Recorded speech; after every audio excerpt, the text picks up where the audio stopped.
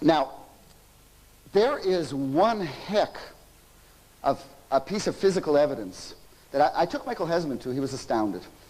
It's on the Golan Heights. It was only discovered in 1967 when the Golan Heights were liberated from Syria. It was completely hidden until then. It's called Gilgal Rephaim. Gilgal Rephaim means the circle of the giants. It's as good as Stonehenge. And it's absolutely unknown, but it's as good as Stonehenge. It's 5 concentric circles with a diameter of 159 meters. 39,000 tons of rocks went into this Gilgal Rephaim, the circle of the giants. Now, 5,000 years ago, the only people on the Golan Heights were nomads. These nomads were not megalith builders. They didn't leave monuments, a dolmen here, a dolmen there, but they certainly didn't go to this trouble.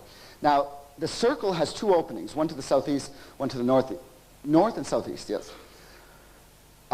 Scientists from the Hebrew University and from Harvard University calculated that 5,000 years ago, the summer solstice came through one circle, and the rising of Sirius 5,000 years ago came through the other.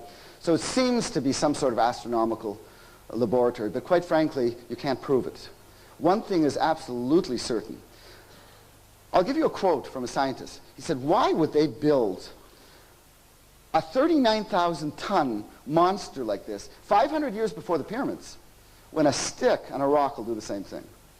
There was something else going on. And you can't see this thing. It's really beautiful when taken from above. When you look at it from above, it looks like a flying saucer, actually. It's 5 concentric discs, but you can't see it from above. It's on a flat plane. The nomads of the time supposedly had no contact with Europe. None. In Europe, they were building the same sort of things. The local shepherds didn't have the technology and couldn't have built it. They wouldn't have wanted to build it, but they couldn't have.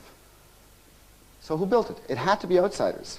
The only outsiders recorded in the land of Bashan, the Golan Heights, 5,000 years ago, were the giants. It's the only ones.